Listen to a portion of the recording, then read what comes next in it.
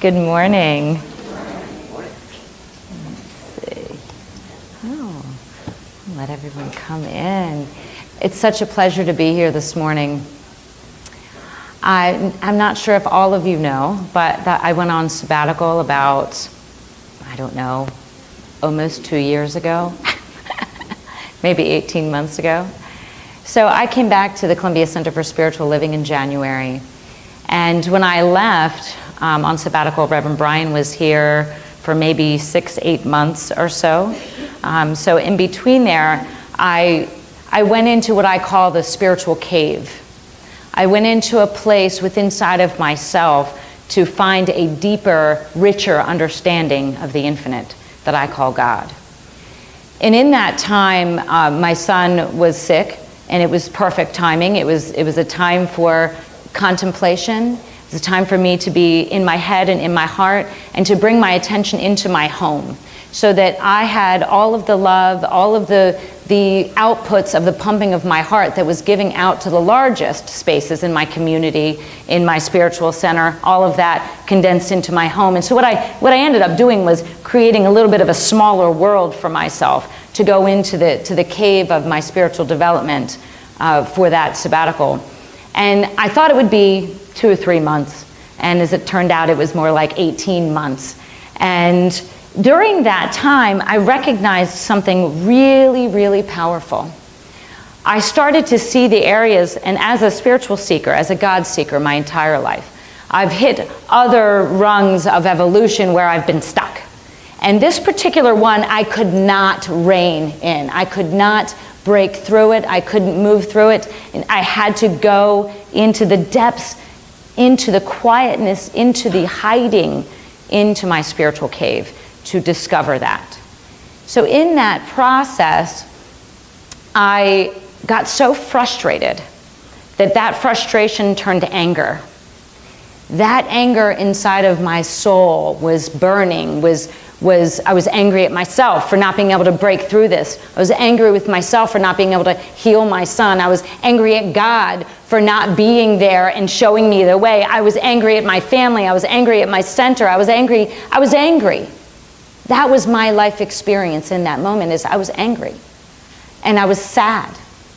And one day I was in my bedroom in just utter despair, grief. And I sat down on my floor and I was sobbing and sobbing. And my husband walks in.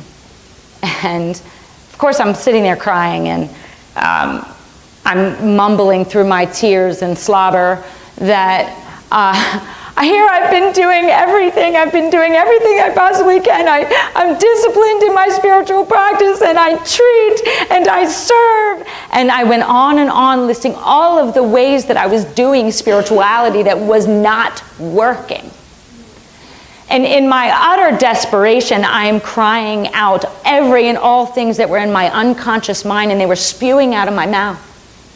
And my husband, who I love him dearly, very earthbound, says to me, "Well then, Shari, why don't you just stop trying?"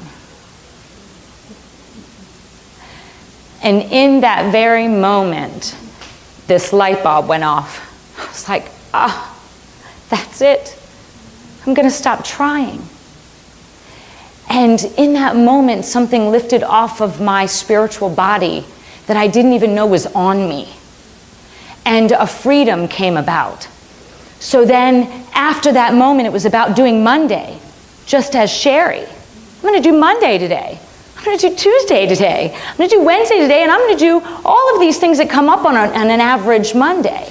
Instead of me seeking the spiritual truth about this Monday and how I was going to show up as a spiritual person Monday or Tuesday or Wednesday, it was more about just being here on Monday. And that opened up an entirely new spiritual world for me. So I call that day the day that I quit God. I do. I say that was the day that I quit spirituality. I tossed it out the window.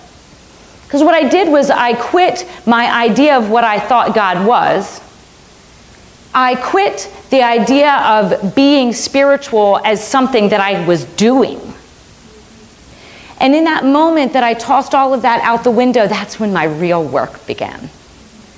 Those average Mondays and those average Tuesdays and Wednesdays and Thursdays and Fridays and so on were so much more extraordinarily spiritual than I had ever imagined that they could be. I would wake up every day and just say, all right, what are we doing today?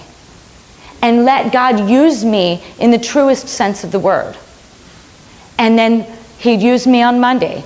It would use me on Tuesday. The whole would use me Wednesday. And on and so forth and so on, while I was just doing these average, ordinary moments.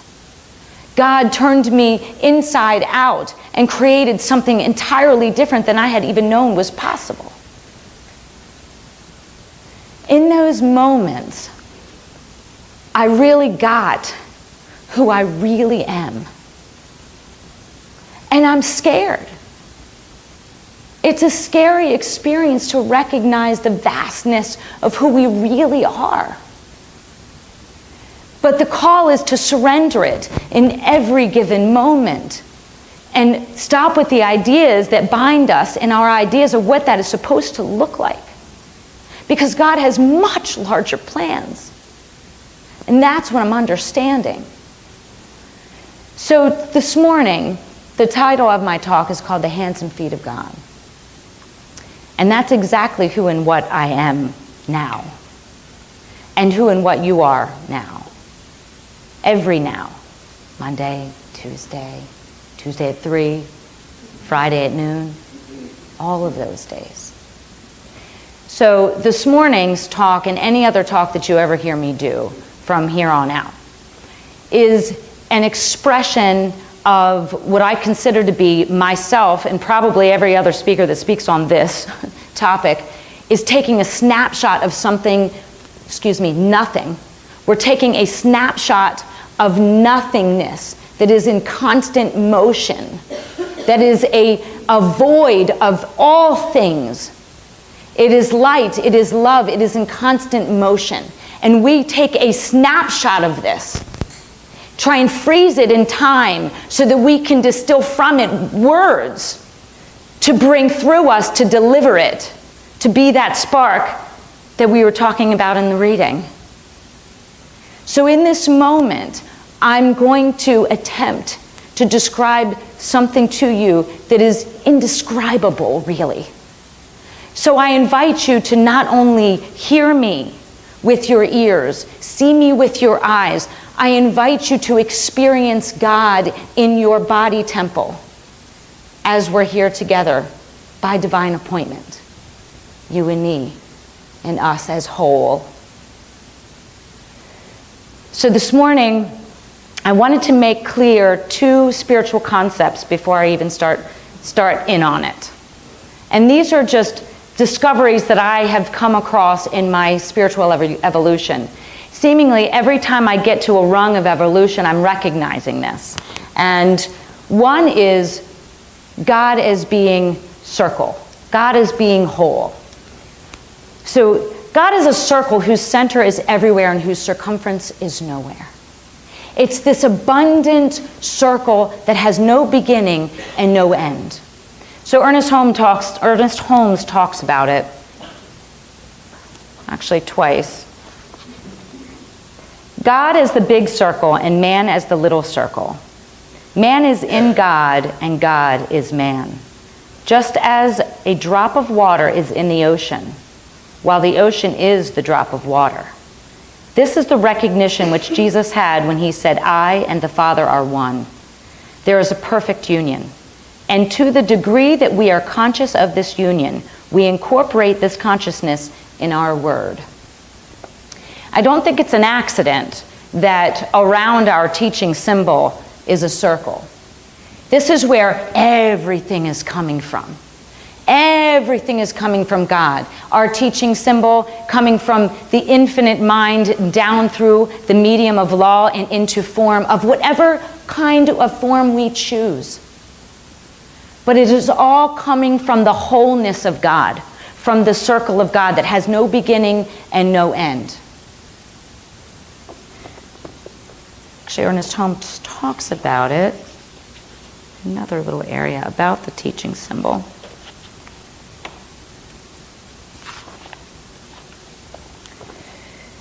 This chart shows how man reenacts the whole.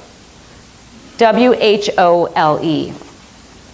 So in the whole of God, which I kind of see as whole, as a circle, there are many forms, of course, that God takes, but it seemingly all begins in this void, in this circle, in this space. The other spiritual concept I noticed was that in that circle, and just like Ernest Holmes was saying that each one of our expressions are a smaller circle inside the larger circle, every single evolution that we take in our life's journey creates a circle inside the circle. And there are ancient texts that describe this as the flower of life. It's a large circle with smaller circles that come around the entire thing, creating the flower of life. Or some people call it the seed of life, the seed of God. So in that, there's another spiritual concept that I want to just touch on, and that's the paradox. So a paradox, and I'm going to read an excerpt from an author named Patricia Spadero. It's from a book called Honor Yourself. A paradox involves two elements, truths, principles, or perspectives that seem contradictory but are both true. It was the best times and it was the worst times. All good leaders are servants, and the more you learn, the more you realize how little you know. Isn't that the truth? Are all paradoxes. Much of the mystery and meaning, the comedy and tragedy of life are based on paradox. Its most ardent champions are scientists who are still trying to solve the paradoxes of physics, comedians who make a living pointing out life's everyday inconsistencies, and mystics who believe we can glimpse the spiritual world while walking in the physical, the greatest paradox of all. This is where we sit. The principle of paradox is non-denominational. No matter what background we come from or tradition we espouse, we will confront it. Our job, say the sages, is to learn to flow with the cadences of life as the universe asks us to bring first one and then the other side of the paradox to the forefront of our lives. And that's the quest. That's the spiritual, that's the God that is sought after. And that's what I'm describing right now, is to stand in the center of our circle, the center of our lives, be that author of our lives in the center of the largest circle, which is infinity, eternality, and to stand in the center of that. So I like to think about this circle as more like a hole, more like a well. Right? A well that within inside of the well has all of the resources that every heart that is in here has a desire for. So very similar to a well that has the resource of water inside. Water, the resource of water can take many forms. Right? Water can take the form of a liquid. Water can take the form of a solid. Water can take the form of a vapor. So the well of God, inside the well of God, the resources are plentiful, and we'll talk about a handful here this morning. Abundance, love, joy, freedom, and peace, just to name a few. But within inside of the well of God, all of these attributes of God are the resources by which our heart is yearning to have experienced through us, and as our lives. So in that, and with that said, we know that God is all there is. God is infinitely large. The well is vast. And within inside of this well are all of these expressions of it. You know, similar to the liquid, to the solid, to the vapor. We have love, freedom, peace, joy, abundance. So I'm going to just throw these out because to me, from the well, I'll put them all over the place to make Don's job harder. So from the well comes well springs. That's my analogy this morning. From the well of God comes these well springs.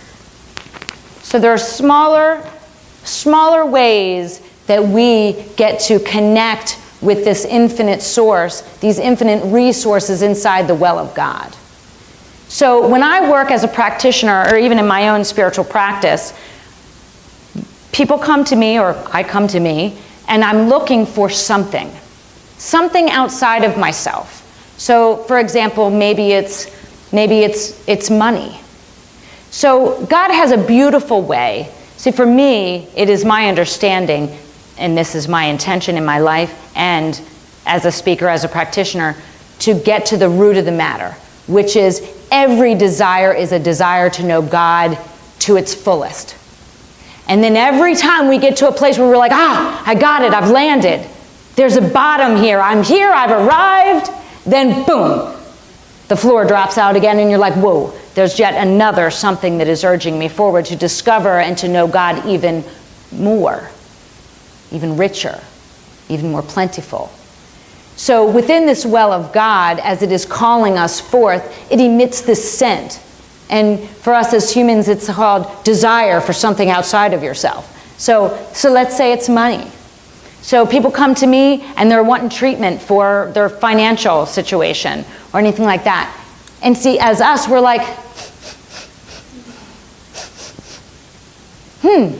that could be it. That could be it. That's going to be that's going to give me that financial freedom. That's going to be it.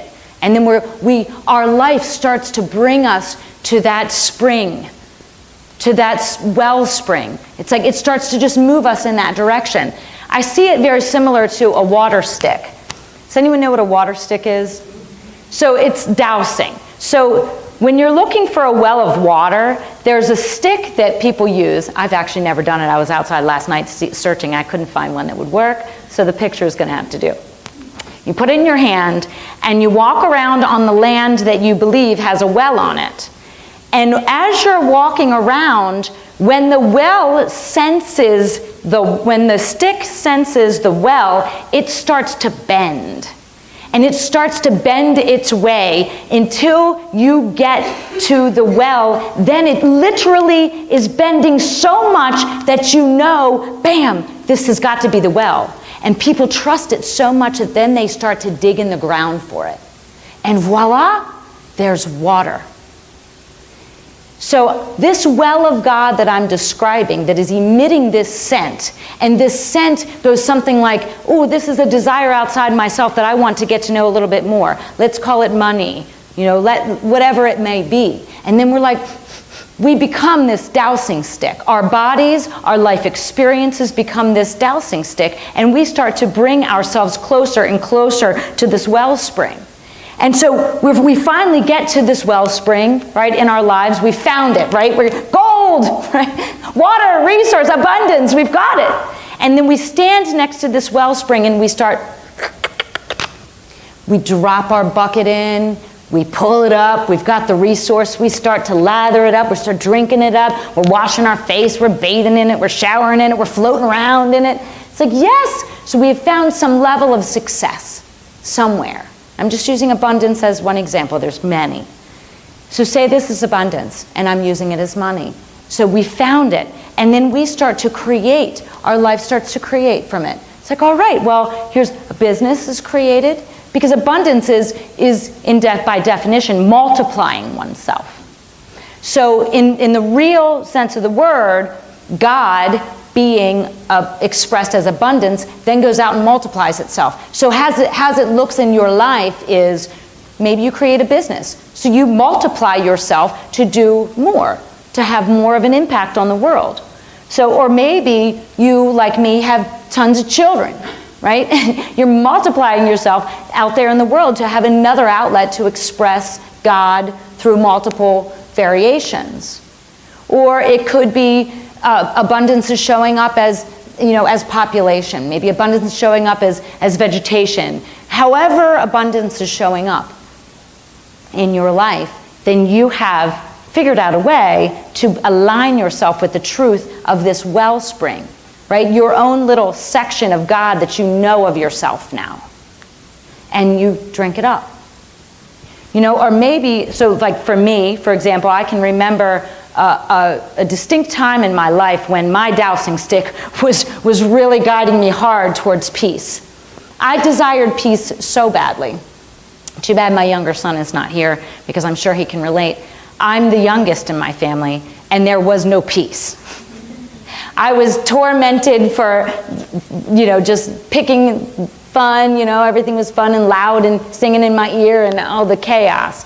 And then outside of, as a grown adult, I then, as a social person, surrounded myself with tons of people. My first career was as a hairstylist and a salon owner. And I actually would have 30 people or more in my salon, in a 1,700 square foot salon at one time, with multiple conversations going on simultaneously as I'm having my own, trying to work, the radio's playing, the phones are going off. As a business owner, I'm getting interrupted 15,000 times a day.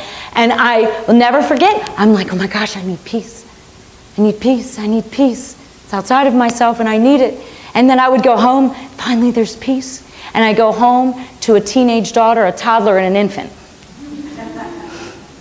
No peace there. And I'll never forget, I asked my husband for Christmas one year if he could please give me a weekend at a hotel all by myself.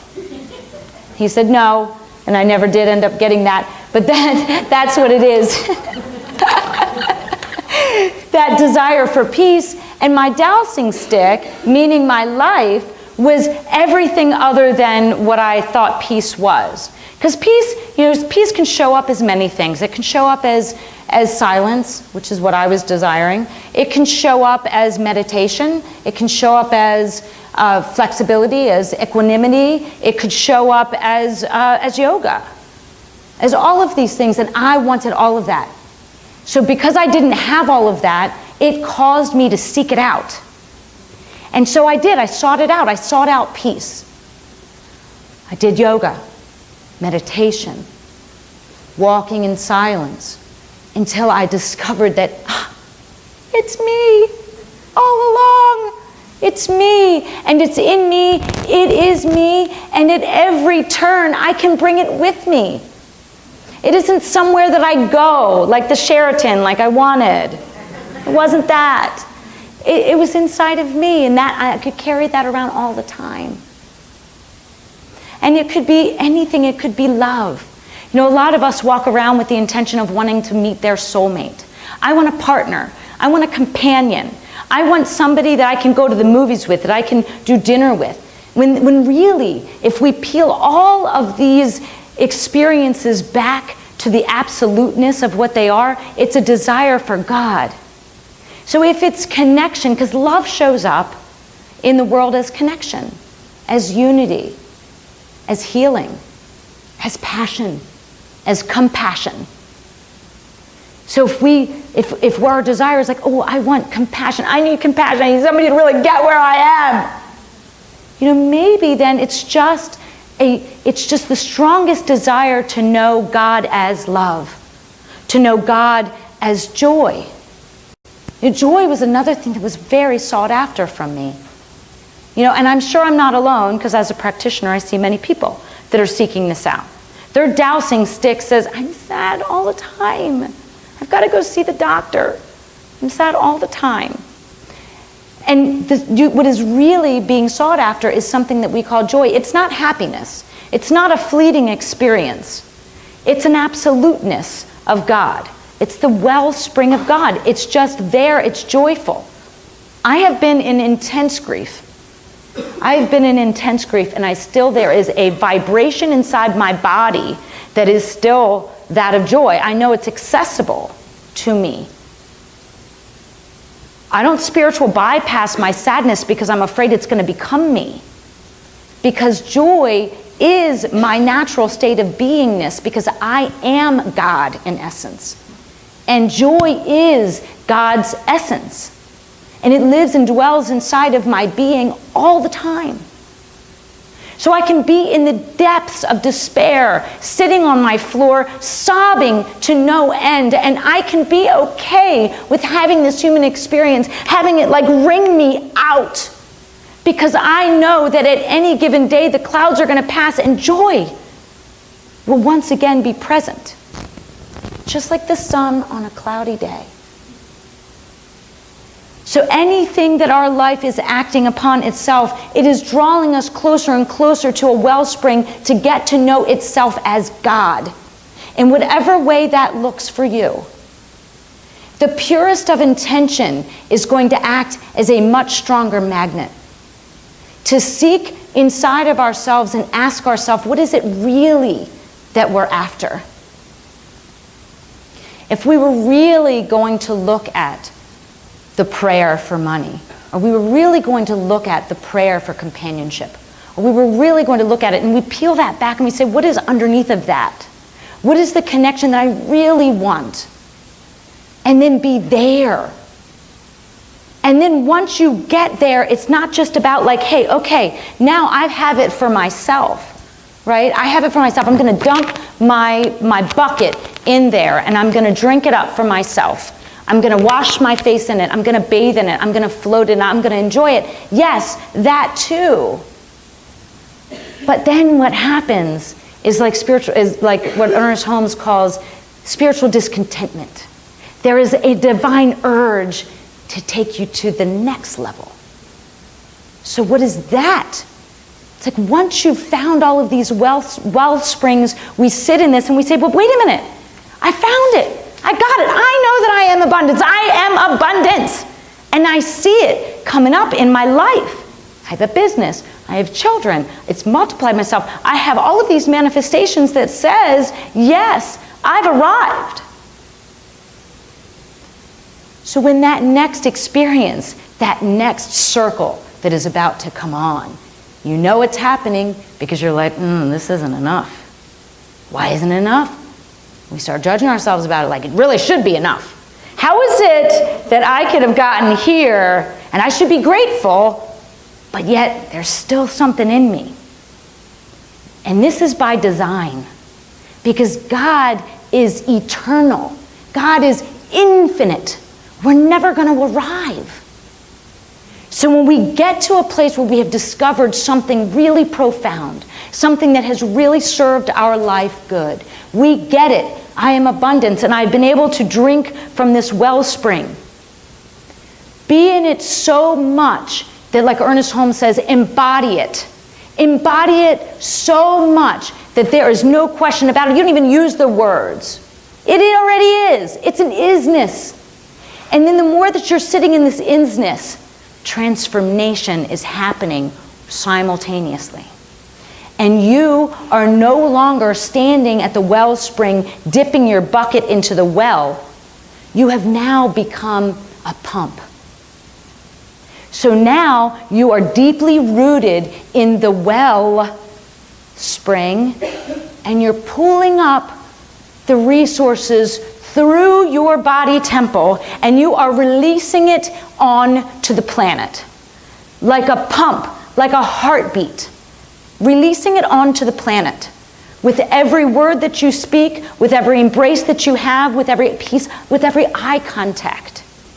You are being it in form.